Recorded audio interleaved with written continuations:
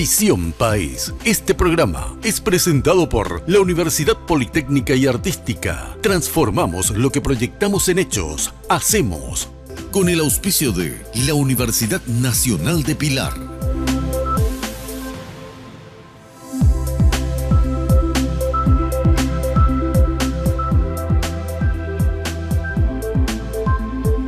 Bienvenidos a Visión País, buenas noches. Hoy queremos hacer un análisis de toda la campaña electoral, pero desde una perspectiva. Desde la perspectiva de las redes sociales. ¿Tiene tanto impacto en Paraguay las redes sociales? Creo que es una pregunta legítima que podríamos formularnos. ¿Y por qué nos formulamos o por qué vamos a analizar este tema?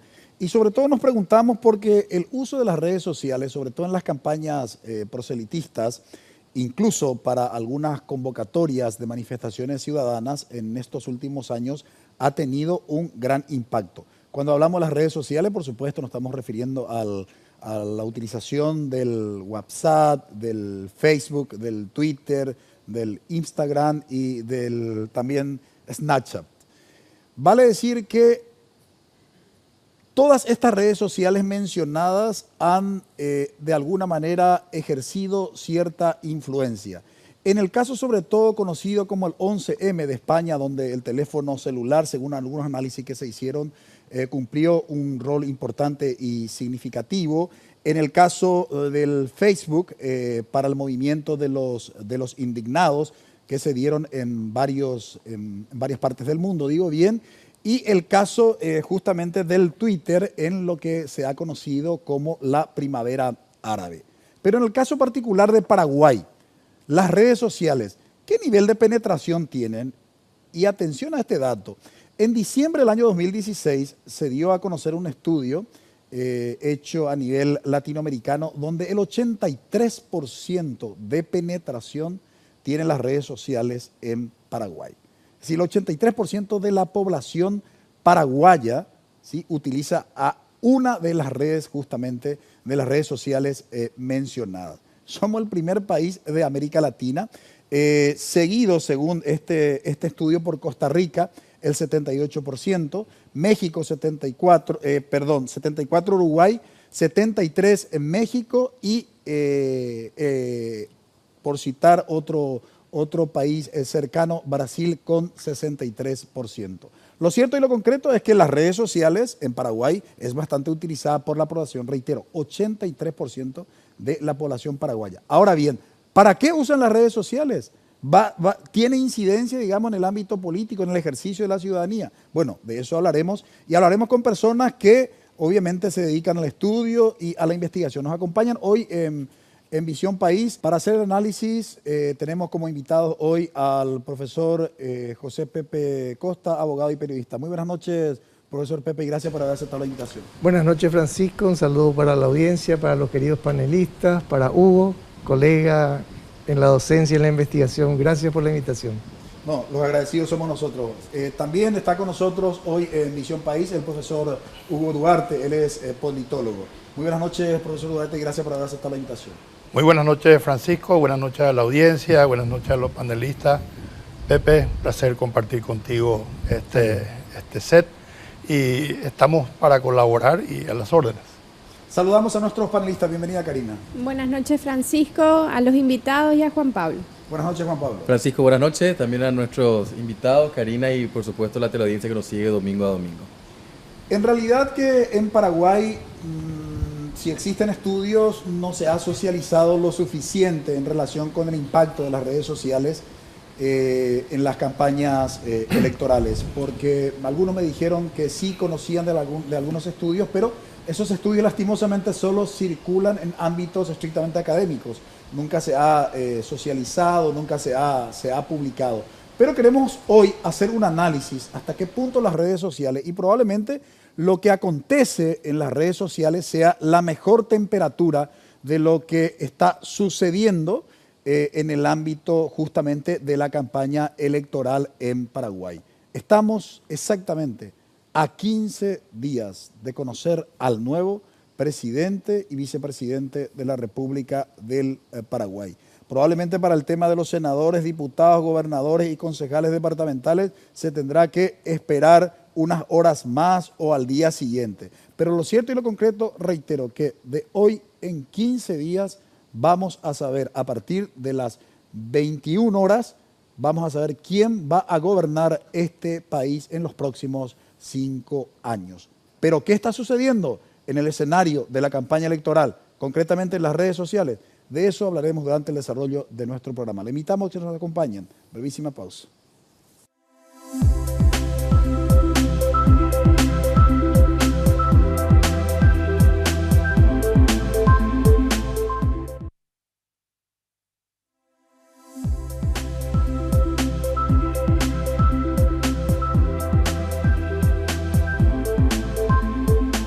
Decíamos en la introducción del programa que las redes sociales en estos últimos años ha tenido un gran impacto en lo que hace al escenario político, sobre todo en las campañas electorales y en algunas manifestaciones ciudadanas.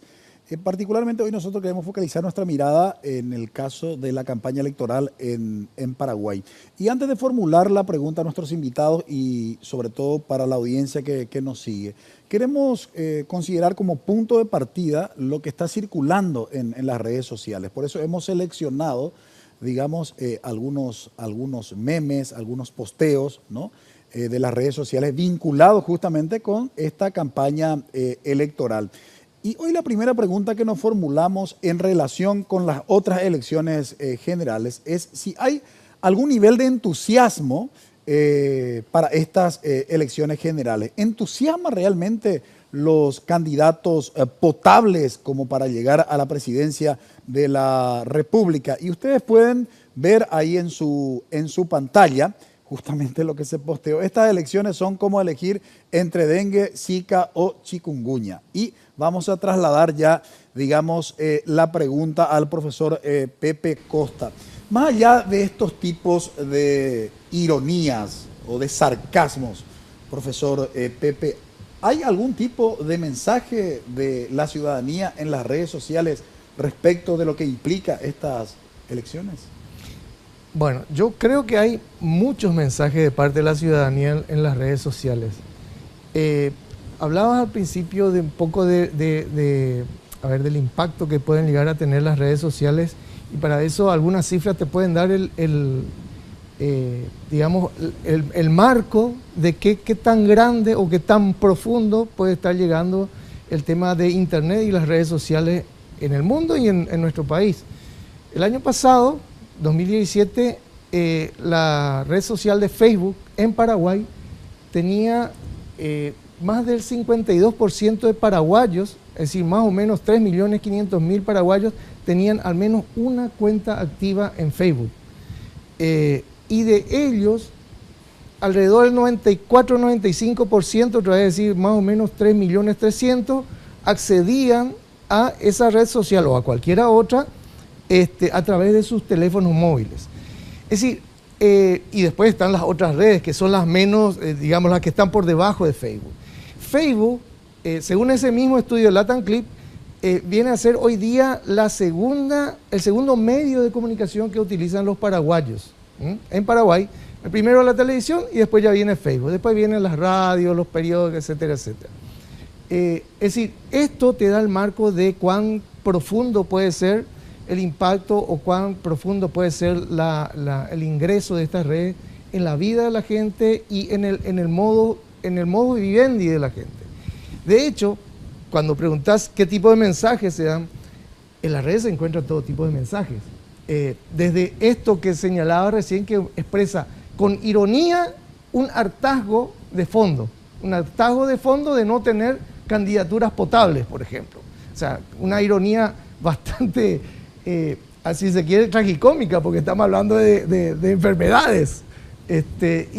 Por otro lado, está señalando un hartazgo, una desilusión, una desesperanza, un no encontrar candidaturas válidas en un momento electoral como este. Y así sucesivamente. Podemos encontrar mensajes muy profundos, pero también podemos encontrar las miserias humanas más deleznables en las redes sociales. Y hay algunas redes que se identifican con cierto tipo de mensaje y otras con otro tipo de mensaje. Por ejemplo, en Facebook uno acostumbra a encontrar mucha sociabilidad. Es decir, la gente acostumbra a compartir cosas, historias de su propia familia, de su vida, etcétera, etcétera. Hay como contenidos un poco, más permanentes dentro de lo que se puede considerar permanencia en nuestra sociedad líquida, como dice Bauman, es decir, que todo es efímero. Y en otras redes, por ejemplo, como Twitter, explotan más los sentimientos, explotan más las emociones, explotan más los fanatismos, explotan más las iras, explotan más las controversias, las polémicas. Cada red tiene su particularidad y eso lo están viviendo los paraguayos en todas las edades, a pesar de que hay que decir que más del 60% de los paraguayos que usan redes sociales, por lo menos en Facebook y en Twitter, más del 60% son jóvenes de entre 18 y 32 años. Es decir, hay una gran franja de población juvenil que utiliza esto y lo utiliza para diversos fines, entre ellos también para cuestionar a las autoridades, cuestionar la política, como estábamos viendo recién. Sobre ese punto, justamente quiero formular la pregunta al profesor Hugo Duarte. A nivel de Paraguay, digamos, ¿existe algún estudio hecho respecto de la utilización de las redes sociales en una campaña proselitista, digamos, más allá de estas críticas ciudadanas que aparecen concretamente en una u otra red social, profesor? Bueno, en realidad, mi querido Francisco, yo no conozco ningún estudio así, digamos, bien hecho con alguna conclusión, digamos, que nos permita ubicarnos en algún lugar de ese fenómeno, pero sí conozco algunos protocolos de investigación e incluso algunas mediciones. Nosotros mismos hicimos el año pasado en el mes de noviembre, hicimos unas mediciones que nos dieron algunos detalles bastante importantes, ¿verdad? De dónde se iba a desarrollar un poco el tema de la agonística, digamos, de estas elecciones, del contacto, digamos, ¿verdad? Y nos dio el año pasado, en noviembre, nosotros, pero preguntamos sobre la política, en realidad no abarcamos mucho el tema de se informa usted sobre tal cosa.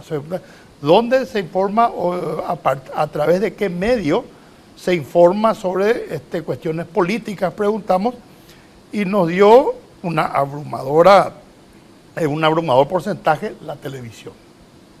Abrumador porcentaje. Sigue liderando la televisión. Sigue liderando la televisión con un 87% de primeras respuestas. O sea, le damos 3 opciones, ¿verdad? Díganos por orden de importancia dónde la gente usted dónde se informa de política. Entonces la gente decía la televisión, segundo, las radios, tercero, las redes sociales y en último lugar la prensa escrita. Eso nos dio. Las redes sociales, digamos que 4 de cada 10 paraguayos se entera o vive la política a partir de ese.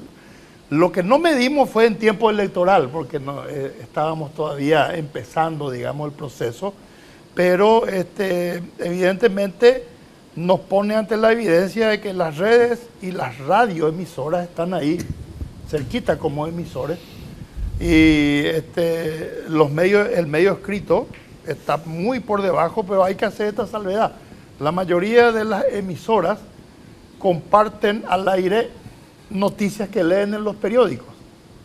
O sea, no hay una prensa propia en ese sentido. Ahí quizás haya alguna distorsión en ese campo, ¿verdad? Pero lo de las redes sociales sí, es un hecho. La gente se informa primero por Facebook, luego por WhatsApp y último, muy último por Twitter. Quiero volver sobre ese tema y algo que me preocupa a partir de lo que compartió el profesor Hugo Duarte, porque cuando habla de radio probablemente se está refiriendo el estudio a la radio de amplitud modulada, AM, que es la más utilizada en términos de información y de formación incluso política de los ciudadanos paraguayos.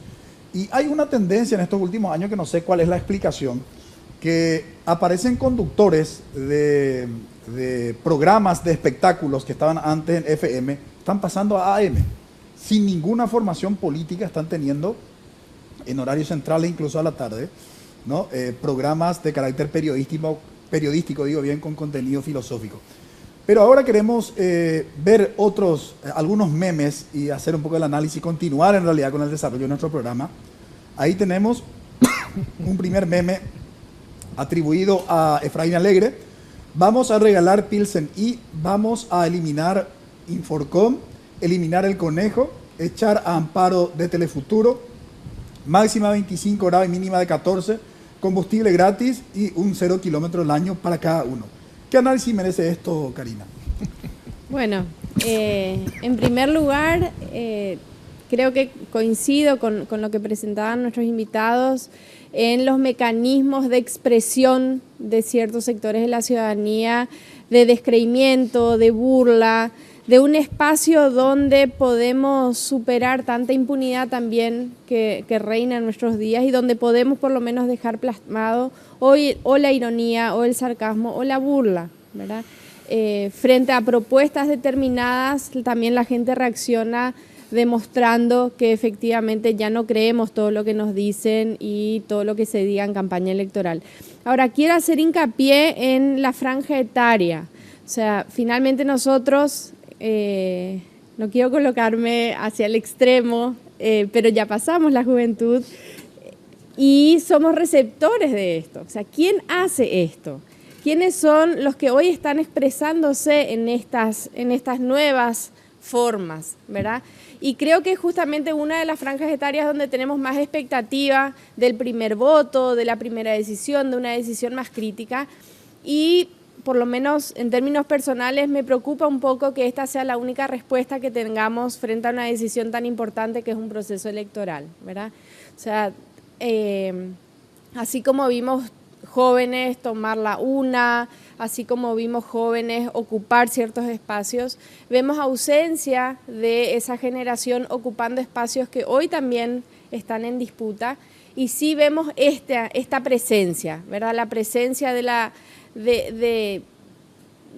burla, de colocar en otro nivel, ¿sí? Mientras nosotros debatimos la falta de debate, el debate está pasando por otro lado y está pasando por esta forma de ironizar o minimizar todo planteamiento que puedan tener los candidatos, sin quitar de vista a Francisco, que también es cierto que la estrategia electoral va por ahí, o sea, va por denigrarle al otro, va por burlarse del otro, y no es un debate de propuestas, sino es ver quién hace el meme más simpático en contra de su adversario. Y yo creo que de alguna manera es el reflejo, obviamente, de lo que está aconteciendo. Y como idea simplemente, yo creo que ese meme que habíamos visto atribuido a Efraín Alegre, en definitiva, como mensaje, es la falta de credibilidad, no solamente en la figura, en la persona de Efraín Alegre, sino de la clase política en general, y no solamente la falta de credibilidad hacia esta clase política que hoy tenemos,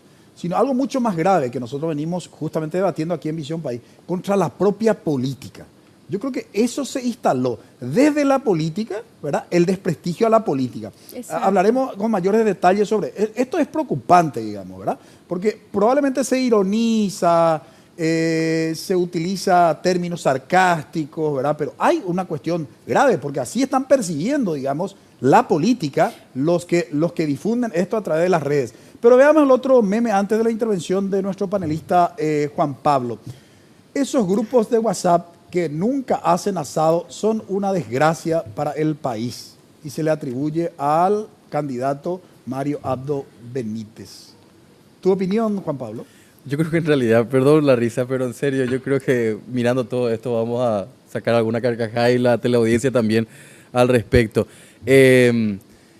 En particular sobre el meme no puedo decir más que nada, porque ha sido un meme que se ha circularizado en muchos grupos y ha causado la risa. Yo creo que en realidad también esto existió en otros tiempos y en otro formato. Existían los famosos caricaturistas que hacían una sátira en momentos políticos, pero en este caso vivimos, yo creo que una globalización y una democratización de las redes sociales, donde cualquiera puede tener ese privilegio que tenía un caricaturista satírico en un momento determinado. O sea, yo desde mi teléfono celular puedo hacer un meme y poder distribuirlo.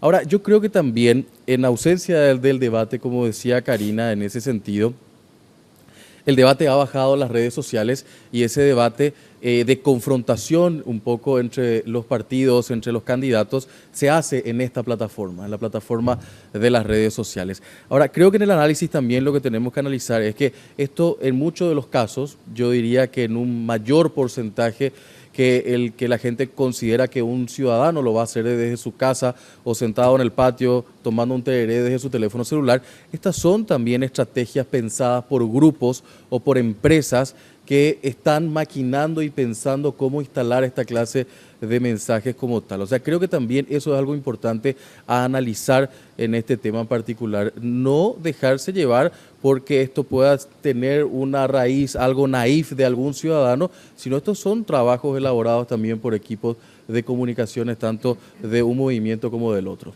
Yo insisto en que en definitiva estos memes es el reflejo de lo que está aconteciendo justamente en el escenario de la campaña electoral, porque si hay alguna propaganda política donde aparecen justamente humoristas hablando en serio en favor de un candidato, yo digo, lo tomo en serio, no a este humorista que ahora se me aparece con una pose, ¿verdad?, doctoral, diciéndome que este es el mejor candidato para ejercer la presidencia de la República, ¿no? Pero tengo que cumplir con mis anunciantes. A la vuelta, por supuesto, trasladamos la pregunta a los investigadores del tema de análisis de hoy. Brevísima pausa.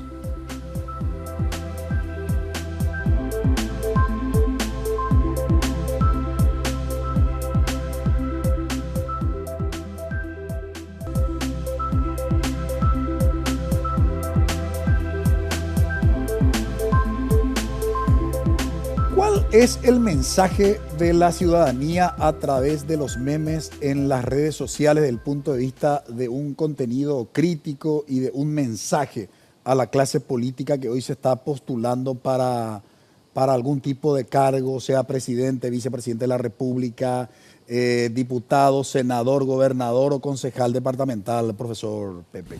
¿Qué nos deja esto como mensaje? Bueno, en general los memes son usados para la burla, para el sarcasmo, para la ironía. En general, y todos lo han concebido y lo siguen consiguiendo así. Pero particularmente con referencia a estos memes que estabas mostrando recién, interesante ver el efecto que están causando. Es decir, en el caso del candidato del Partido Colorado, ha actuado como un efecto distractor del discurso que dio origen a esos memes. Es decir, todos nos hemos olvidado por hacer memes, por compartir memes en la red de WhatsApp, por generar nuevos memes, por tratar de ser más originales con los memes sobre Marito. Nos hemos olvidado que el discurso de Marito que dio origen a eso era un discurso que merecía mucha reflexión y debate, como estaba reclamando Karina hace poco. Nos hemos olvidado el efecto distractor, un poco lo que dice Noam Chomsky. Una de las estrategias de manipulación de las masas, la distracción. Y quiero hacer un paralelismo histórico. ¿Quién es el papá de Mario Abdo? ¿Se recuerdan de Mario Abdo, padre? Y que los chistes de Mario Abdo, asusados incluso por el propio Stroessner, servían para burlarnos de poder, etcétera, etcétera, pero eran también una grajea de distracción, con un poco de ironía, con mucho de sarcasmo, en medio de una situación absolutamente inaguantable en términos de situación política. A ver, ¿qué es lo que está sucediendo con este tipo de cosas, con este tipo de memes? A los electores nos distraen o tratan de distraernos de los temas de profundidad. Obviamente, hay redes y redes sociales donde se puede debatir o no, pero particularmente se dejan siquiera de considerar esos discursos o esos temas que son abordados porque aparecen estos elementos distractores de la realidad. Ahora, profesor Duarte, ¿usted coincide con lo que plantea, digamos, el profesor Pepe, que eventualmente esto podría aparecer así de manera intencional como un distractor de cuestiones mucho más interesante, digo, en términos de contenido sobre todo, ¿verdad? Porque se hicieron memes sobre el tema de que los jóvenes tienen que ir a los cuarteles, el tema de las madres solteras, etcétera, etcétera. O sea, que son cuestiones que tenemos que discutir como sociedad, y la clase política está obligada a plantear alguna propuesta de solución que simplemente hacer memes. Correcto. Yo coincido en la línea argumental de Pepe, pero quiero ser un poquito más puntual para describir este fenómeno en realidad, ¿verdad? ¿Dónde este fenómeno cobra, digamos, importancia para una contrainteligencia de la campaña de Marito? Cuando el propio diario Última Hora lo publica amenazando en letras muy pequeñas al uso sin permiso de su logotipo, pero utiliza eso para publicar las palabras claves que estaban siendo alentadas desde la otra campaña, que trataban de poner en la mesa, en la cabeza de la gente, dos ideas fuertes: madres solteras, hijos y cuartel, ¿verdad? Y eso estaba durante 2 días seguidos, tanto por las redes sociales como por Última Hora publicó unas cuestiones en donde amenazaba con ejercer acciones como una especie de contrainteligencia. Aparecen también dichos atribuidos a Efraín Alegre con el mismo logo de Última Hora, que no reciben el mismo tratamiento en ese medio. Entonces allí eso se empieza a desvirtuar y allí se nota ya la operación de contrainteligencia electoral. Esto, yo coincido con Juan Pablo, analizando claramente lo que está ocurriendo. Esto no es obra de muchachitos que tienen un tiempo probablemente hay algunos que le dieron Pilsen y todas estas cuestiones, esas pueden ser, pero la línea estratégica fue desarrollada por una empresa que se dedica a esto, y la idea era destruir o por lo menos desarticular o desmontar esto como una guía o como una vía para tratar de atacar a un candidato que estaba demostrando en todo el transcurso del proceso que era muy sólido en las encuestas. Entonces, a mí me parece que hay que ver los hechos tal y cual ocurrieron y históricamente ordenarlos. Y a partir de ahí es donde explota, a partir de allí. Ahora, hay cuestiones muy serias, digamos, que aparecen. Yo quiero considerar los memes, Karina, Juan Pablo, como crítica de la ciudadanía, y coincido con el profesor Hugo Duarte, que pudo haber de alguna manera sido diseñado, digamos, por una inteligencia, sin lugar a dudas, como parte del marketing político de un sector contra otro. Pero para mí hay un mensaje, sin lugar a dudas, un mensaje ciudadano respecto del discurso, ya sea de Efraín Alegre o de Mario Abdo Benítez en estos memes. No sé ustedes básicamente cómo perciben, cómo ven y qué análisis merece. Es que desde el momento en que los memes tuvieron tanta repercusión, a eso yo me refería, o sea, hay campañas comunicacionales que se lanzan, no tienen éxito y se cambia la estrategia. En verdad en esto hubo una secuencia y agudización, y ya después se fue masificando con otros temas y ya trascendió los propios temas de la campaña electoral y se incorporaron otros temas. O sea, finalmente lo que se nota es que tuvo algún tipo de repercusión que, bueno, los politólogos o los expertos en comunicación política sabrán descifrar, pero lo que a uno le llama la atención es que hay una sociedad a la que le cupo recibir eso sin manifestar, por lo menos masivamente, el repudio de esto más profundo que estamos debatiendo nosotros. Es un distractor, o la ausencia de debate se está evidenciando en este tipo de mensajes. Ese debate no se dio. Lo que se dio fue la masificación, reírnos cuando recibía, tirarlo al otro grupo. Digamos, a mí lo que me preocupa en realidad es que estamos en una sociedad donde este tipo de estrategias empiezan a calar y a surtir algún tipo de efecto, porque si no, no lo harían. Ahora, en esa misma línea, Juan Pablo, lo que decía el profesor Hugo Duarte, que básicamente el punto de partida fue el discurso de Mario Abdo Benítez respecto de las madres solteras, los hijos de estas madres solteras, la propuesta de que los jóvenes tienen que ir a los cuarteles, pero yo quisiera ver, digamos, la contracara de eso. También se hicieron memes respecto de la propuesta electoral de Efraín Alegre en relación con la reducción del costo de la energía eléctrica. O sea, digo, temas que son sumamente, interesantes desde el punto de vista social, político, económico, que se plantea así de manera irónica y que termine solo en una risa. Es una situación grave desde el punto de vista de nuestro rol de ciudadano. No sé cómo vos ves. Yo creo que también, Francisco, es importante recalcar que tengamos este espacio en particular para hacer un análisis de fondo, porque si no, como decimos en paraguayo, todo es demasiado jape, un poco también esta tendencia de lo que está pasando y de la ausencia de debate como tal, que yo creo que es una cuestión muy preocupante. Ahora, en muchos de los casos también, yo creo que hay que hacer un análisis completo de toda esa cantidad de memes, como decía el querido Pepe Costa, hay que volver a hacer una especie de, usar un tamiz y volver a justamente limpiar un poco todo esa cantidad de información, y en algunos casos uno encuentra cosas interesantes. Yo me quedo, por ejemplo, con uno de los últimos que vi. Esto yo creo que arrancó un poco con la figura del presidenciable por el Partido Colorado, Mario Abdo Benítez. Luego se fue sumando más memes en relación al candidato de la Alianza Ganar, Efraín Alegre, y también de su vicepresidente, que tuvo también una cantidad de memes respectivos.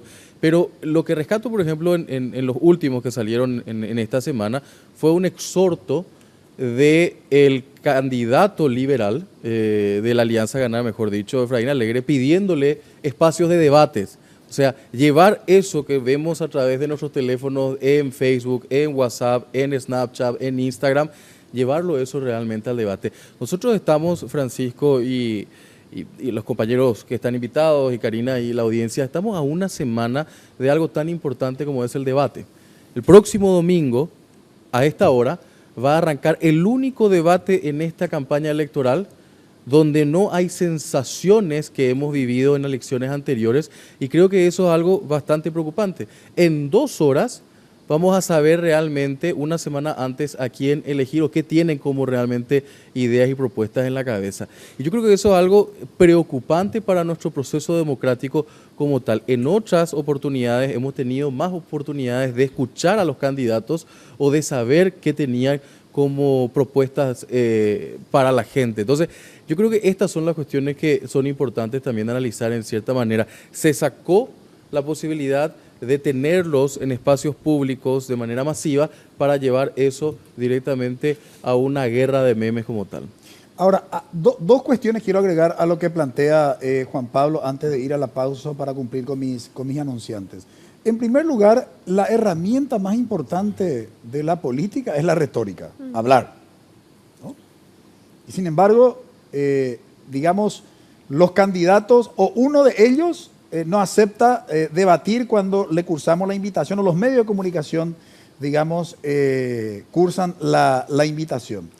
Y segundo, en relación con lo que decía también Juan Pablo, que no es un dato menor, aceptaron los dos estar en el debate, pero para un medio internacional, no para un medio local, ¿verdad? Porque es para CNN, ¿no?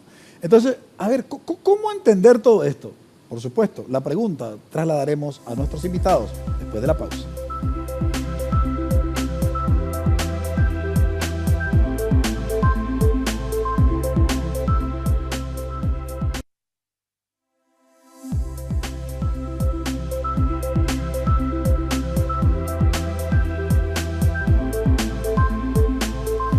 Probablemente estos tiempos que estamos experimentando son los más importantes desde el punto de vista del ejercicio de la ciudadanía. Cuando pensamos seriamente en decidir, sí, vos en tu casa, pensá, decidir quién va a gobernar el país en los próximos 5 años. está en juego tu futuro, el de tus hijos, el de todos sus descendientes. No es fácil. Probablemente esto me hace recordar de un chiste que cuando le preguntaron alguna vez al ciempiés cómo hace para caminar, y desde esa vez no pudo caminar más, ¿no? O sea, porque parece que lo hacemos como una cuestión normal, pero cuando pensamos en la complejidad, nos quedamos realmente paralizados. Habíamos dicho antes de ir a la pausa, ¿por qué finalmente aceptan los dos candidatos debatir, pero para la televisación de un medio internacional como CNN, y no aceptar las invitaciones de los medios de comunicación social tradicional del Paraguay? Y formulo la pregunta al profesor Duarte. ¿Por qué usted cree, profesor? Yo creo que porque los políticos paraguayos tienen una arraigada tradición de desconfianza entre ellos mismos. Por eso en el Paraguay los pactos generalmente no se respetan, porque siempre existe como una desconfianza hacia uno u otro de los actores. Yo recuerdo hace un tiempo, yo hice una tesis sobre gobernabilidad, que fue la tesis de mi licenciatura, y había leído el informe de gobernabilidad de Juan Ignacio y Catalá, un catalán justamente que vino a trabajar acá sobre ese tema por el PNUD, creo, y él había llegado a describir, dentro de lo que aprendió muchísimo en un año trabajando acá, que los políticos paraguayos tienen una desconfianza, digamos, casi natural entre ellos mismos. Entonces, por eso, la política paraguaya generalmente, para dirimir cuestiones, busca árbitros y no diálogo, busca árbitros. Entonces, eso se explica por qué aparecieron en algún momento autores de la iglesia como grandes árbitros o militares como árbitros de nuestra historia política, ¿verdad? Hasta hoy en día a veces vemos que hay fiscales que van a visitar a los obispos para explicarles por qué hacen tal o cual cosa, algo que yo no alcanzo ni siquiera a entender, honestamente les digo. Entonces, a mí me parece que lo que está ocurriendo acá es que hay una percepción de que los medios han tomado partido, ¿verdad?, por alguna u otra campaña, y entonces se duda de la imparcialidad de los medios hacia uno de los candidatos, pero sin embargo hay una cierta garantía por los medios o por los árbitros internacionales para que eso se realice dentro de un formato en donde el que está, digamos, cómodo arriba o se siente cómodo no corra mucho riesgo, y en donde el que está intentando producir alguna contradicción en el discurso del que está arriba tenga por lo menos alguna posibilidad de producir eso, ¿verdad? Entonces, dentro de ese equilibrio es donde llegamos probablemente a esto para que se haga el debate, el cual a mí no me da muchas expectativas. Yo quiero ser bastante honesto en este sentido. No, yo creo que el tiempo de los debates en la televisión o en lo que sea ha pasado. Hoy en día yo creo que vamos caminando hacia otro tipo de escenario electoral, en donde yo quiero citar un poco lo que dice una investigadora francesa de la Sorbona, la profesora Chantal Mouffe.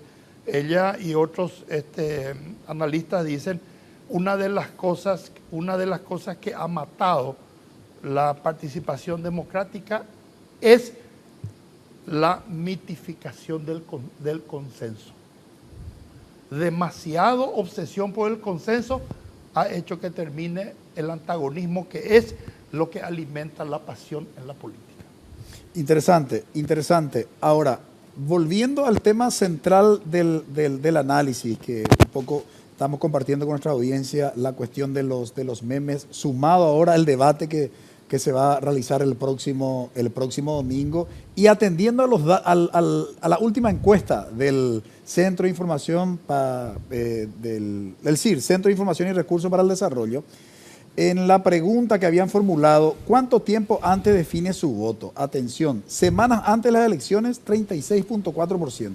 Días antes de las elecciones, 17.4%. Y el día de las elecciones, es decir, cuando escucha la boca de urna, cuando está en la fila, incluso cuando está ya en el cuarto oscuro, el 19.7%. O sea, es un porcentaje altísimo, digamos, según esta fotografía del momento, que es la encuesta realizada por el CIR y que presentó en el mes de marzo, de las personas indecisas. Pregunto, el tema de los memes, el tema del debate presidencial, profesor Pepe, ¿usted cree que va a incidir en este porcentaje de gente que aún no tiene definido a quién votar?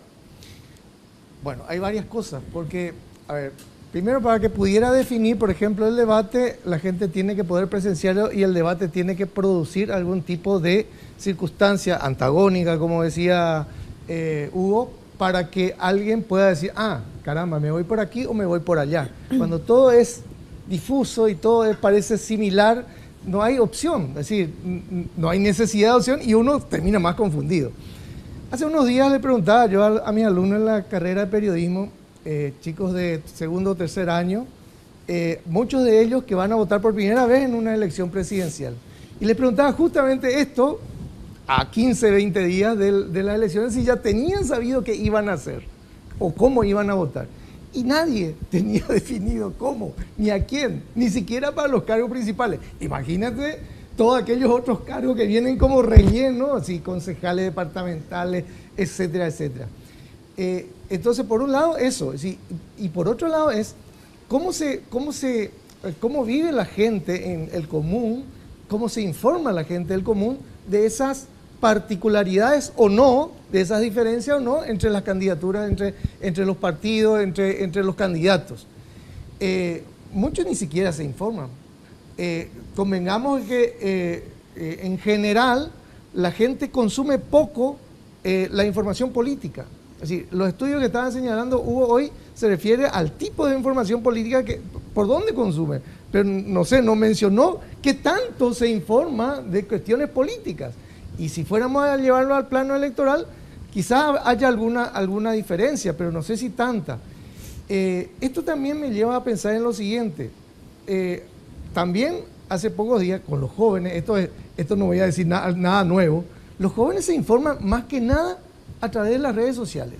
Es decir, hasta la televisión está perdiendo espacio con los jóvenes porque las redes sociales, que lo tienen a la mano, todos con el celular, le permite informarse, aunque sea de rebote, se informan. ¿Y qué pasa con la información que corre a través de las redes sociales? No toda esa información veraz. Es decir, ahí aparece la circunstancia muy particular de estos tiempos de las noticias falsas. Es decir, hay un caudal de información que no es veraz, que puede ser trucada, que puede ser distorsionada, que puede ser manipulada, etcétera, etcétera. Pero uno sigue consumiendo eso. No hay filtros posibles o los filtros que debieran haber no están funcionando. Entonces, estamos ante una realidad que para mí es, por un lado, una desinformación de la gente, además de la desilusión de origen con respecto a la política y a la clase política, que pese a esa desilusión no genera interés en participar en la política. Y entonces, en un cuadro como ese, un debate entre presidenciables, que no sé qué nivel de confrontación o de antagonismo tendrá, probablemente termine siendo un debate anodino, difuso, que no permita sacar ningún tipo de conclusión. Entonces, no sé si poner tantas expectativas ni en el debate, ni en lo que pudieran la gente decidir a partir de lo que ve en su día a día en las redes sociales. Yo creo que una gran parte es el reflejo de esto que dice la encuesta del CIR. Una gran parte de la gente todavía no tiene que decidir y piensa que se va a decidir porque no tiene otra en el día de las elecciones. Efectivamente. Si me permitís, para completar. Sí, breve, profesor. Brevísimo. Una de las preguntas que hicimos también para complementar dónde se informa es dónde decide su voto. Una de las preguntas. Sí. Si en qué contexto o en qué lugar ellos hablan del voto, a dónde van a votar. Y el 70% lo decide hablando en familia. Luego, un porcentaje menor con los amigos. Y por último, hablando con el referente político del barrio. ¿Verdad?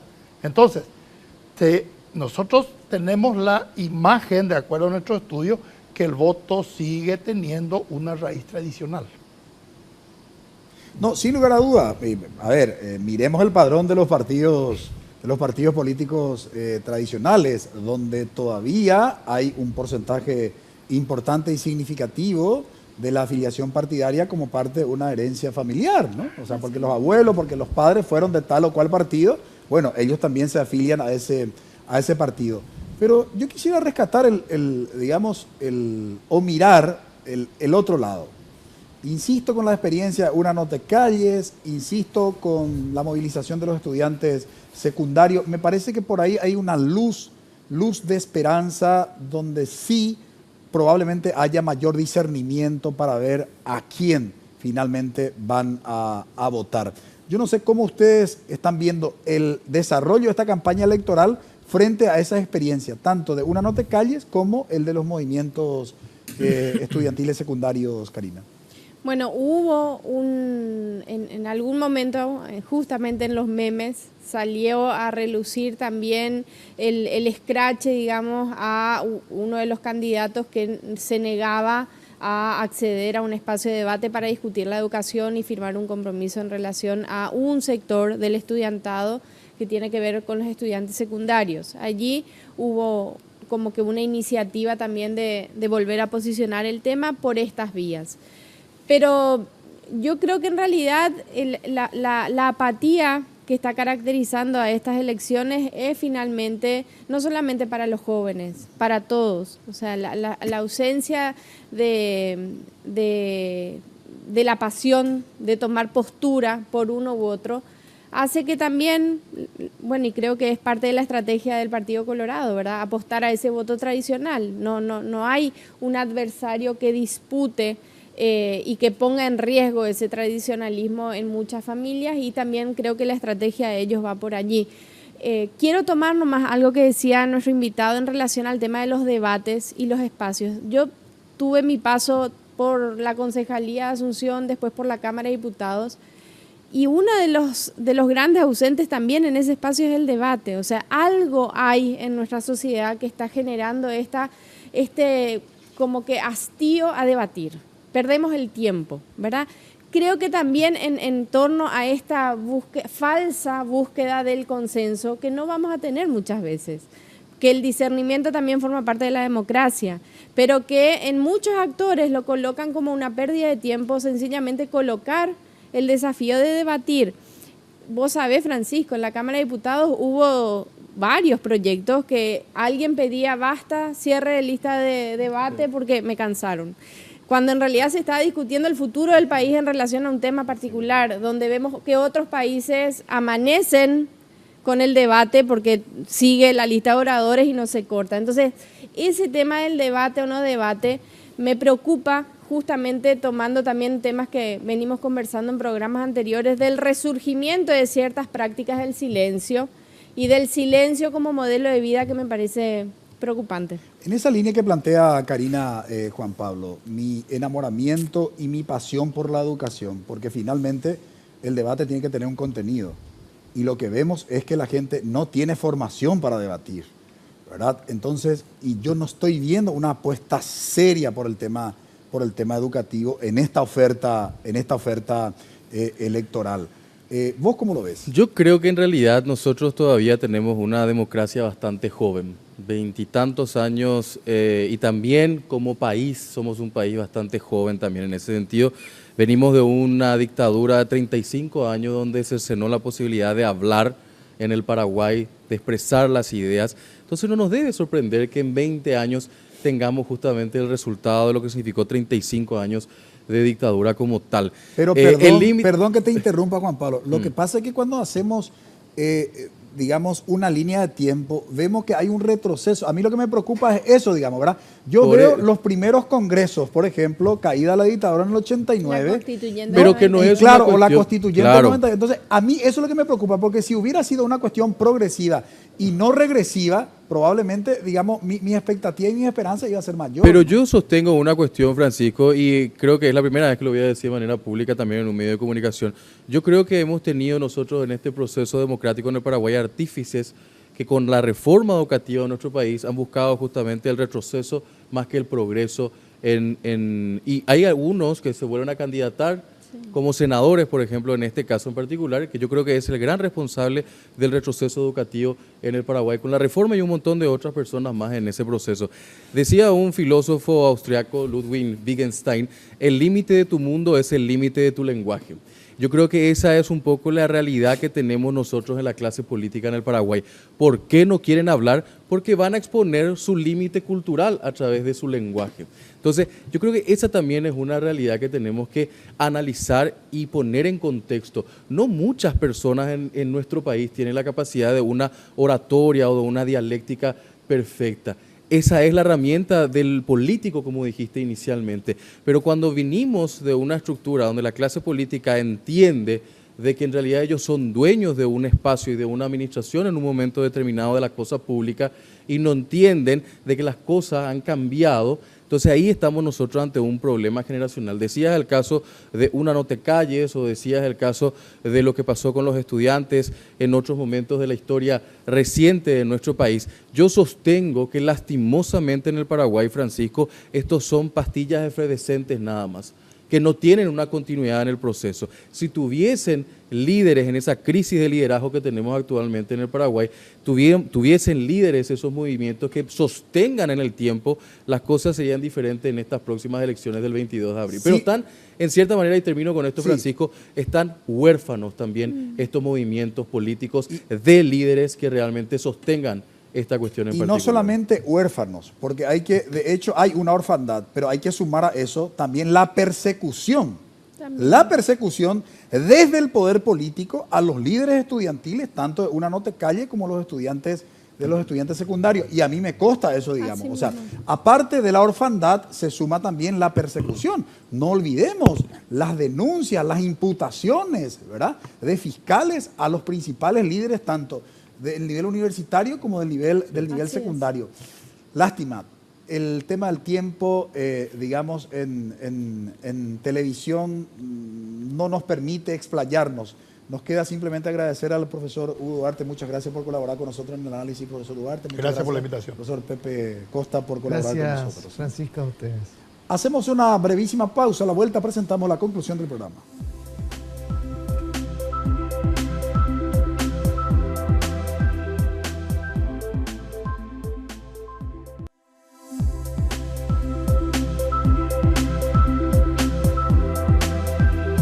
El tema de análisis hoy en Visión País fue la crítica ciudadana a los discursos de los presidenciables en las redes sociales.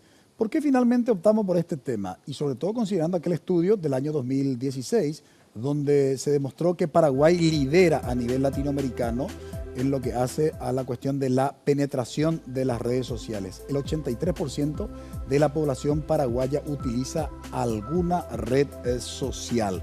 Y por supuesto, lo que nos preguntamos hoy en el programa, y estuvimos haciendo el análisis sustentado básicamente en el conocimiento de dos invitados, tanto el profesor José Pepe Costa, abogado y periodista, como del profesor Hugo Duarte, politólogo, nos decían de que en realidad en Paraguay aún no hay estudios sobre el impacto que tienen las redes sociales en lo que hace al ámbito político y particularmente en lo que hace a una campaña electoral.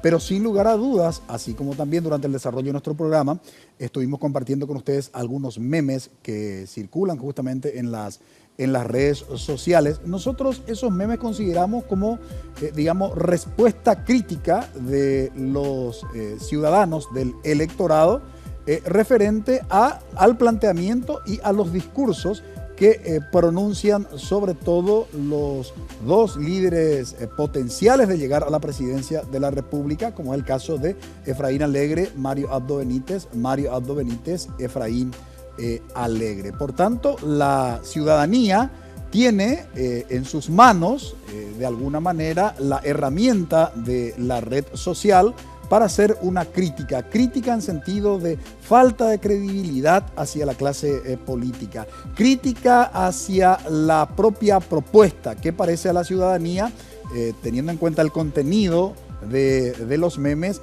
como una cuestión irracional. Y en realidad lo que estamos haciendo, como decían tanto los invitados como los panelistas, es que detrás de estos memes se esconde algo mucho más grave y complejo que se tendría que tomar con toda la seriedad y la responsabilidad, sobre todo la clase política, y eso no se está haciendo. Saquen sus propias conclusiones. Agradecemos su preferencia, que tengan un buen inicio de semana. Buenas noches.